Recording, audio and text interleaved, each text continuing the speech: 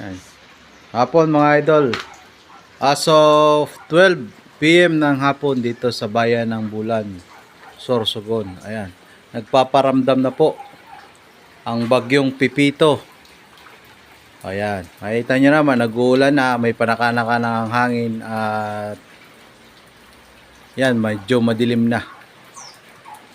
Pero tayo po ay nakapaghanda na kahapon pa lang. Ayan, yung malaking puno ng mangga na bawasan na po natin ng